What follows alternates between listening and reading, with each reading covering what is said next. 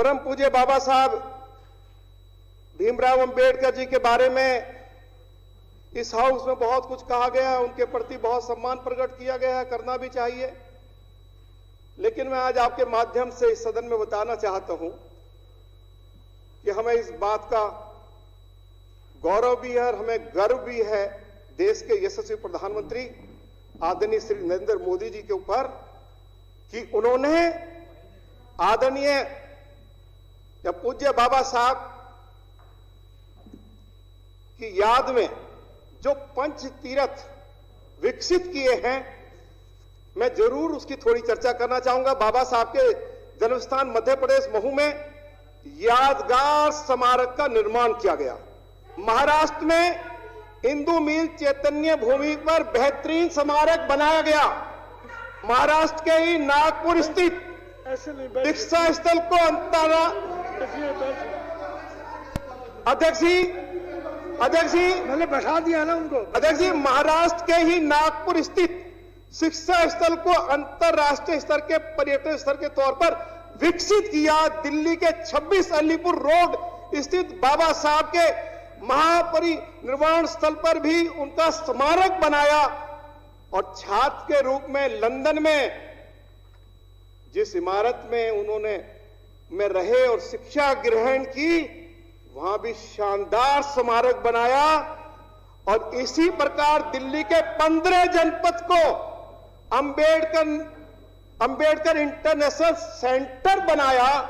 अध्यक्ष जी, 1990 में जब भाजपा की मदद से नेशनल फ्रंट की सरकार चल रही थी, देश के भूतपूर्व प्रधानमंत्री भारत रत्न पूज्य अटल बिहारी वाजपेयी जी की सिफारिश पर पूज्य बाबा साहब को भारत रत्न की उपाधि दी गई। सेंट्रल हॉल में उनकी तस्वीर लगाई गई। उनके जन्मदिन पर छुट्टी की घोषणा की गई। ये कुछ दिया है भारतीय जनता पार्टी और भारतीय जनता पार्टी के नेताओं ने, या ये सम्मान प्रकट किया है पूज्य बाबा साहब के चरणों में, जिसकी मैं आज यहां चर्चा करना चाहता था। आदरणीय अध्यक्ष जी, कोविड महामारी के बीच भी दिल्ली की स्वास्थ्य व्यवस्था इसलिए संभल पाई क्योंकि कोविड से पहले वर्षों में यहां पे स्वास्थ्य के क्षेत्र में प्राथमिकता के आधार पे काफी निवेश किया गया था। हेल्थ डिपार्टमेंट के बारे में सुप्रीम कोर्ट क्या कह रहा है? 12 जून को 2020 को, मैं डेट बता रहा हूं आपको, सुप्रीम कोर्ट ने कहा कि दिल्ली के सरकारी अस्पतालों की हालत बहुत ही दयनीय है। कोर्ट ने एलएनजेपी अस्पताल में लाशों के अंबार पर कहा कि ऐसा लगता है कि दिल्ली के अस्पताल बूचड़ खाने हैं। आदरणीय अध्यक्ष जी, 26 अप्रैल 2021 को दिल्ली हाई कोर्ट ने कहा कि यदि दिल्ली सरकार अपने हेल्थ सिस्टम को नहीं संभाल सकती है तो क्या हम केंद्र सरकार को दे दें?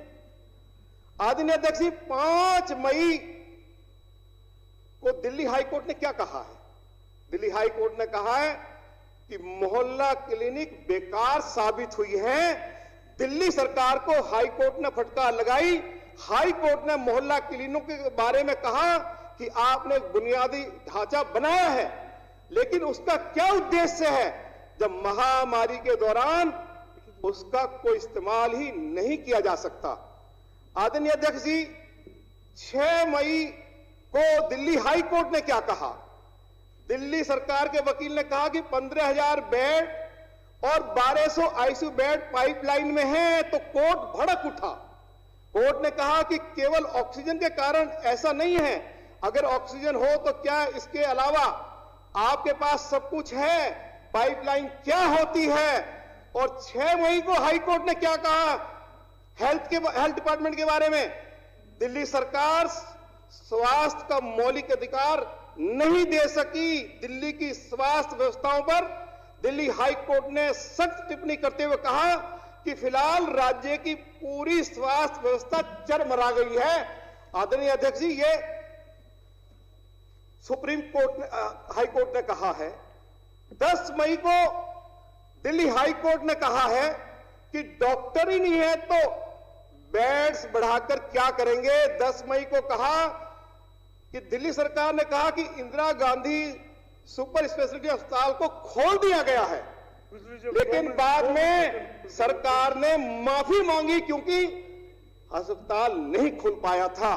तो ये है, मैं ये जरूर पूछना चाहता हूं आपके माध्यम से आदरणीय deputy chief minister Shri Sisodia ji से भी और अपनी बहन आतिशी जी से भी कि हमारा शिक्षा मॉडल इतना ही अच्छा है तो ये बताएं कि जनवरी के महीने में नेशनल परफॉर्मेंस ग्रेडिंग का जो नतीजा आया उसमें दिल्ली के स्कूल 32वें नंबर पर कैसे चले गए? ये तो ऑनरेबल डिप्टी चीफ मिनिस्टर को बताना पड़ेगा। आदरणीय अध्यक्ष जी, ये भी बताना पड़ेगा डिप्टी चीफ मिनिस्टर साहब को, जो दिल्ली यूनिवर्सिटी के कॉलेज है fully funded by Delhi government, Delhi के डिप्टी चीफ मिनिस्टर लिख रहे हैं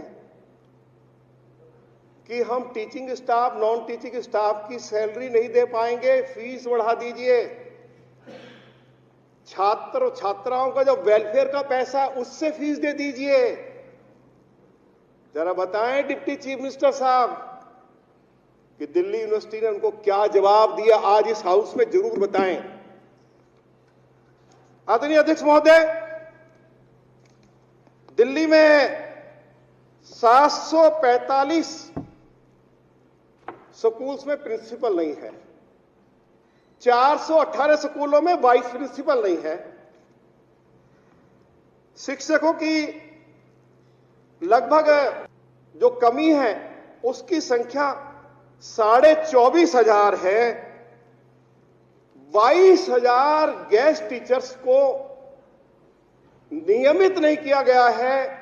उनकी सैलरी बढ़ाने की बात ऑनरेबल डिप्टी चीफ मिनिस्टर ने अभी हाल ही में कही और फिर यह जानकारी भी ऑनरेबल चीफ मिनिस्टर साहब की ओर से आई कि चीफ मिनिस्टर साहब ने भी गेस्ट टीचर्स की सैलरी में बढ़ोतरी करने की अनुमति दे दी है, मंजूरी दे दी है, लेकिन अभी तक गेस्ट टीचर्स की सैलरी बढ़ी नहीं।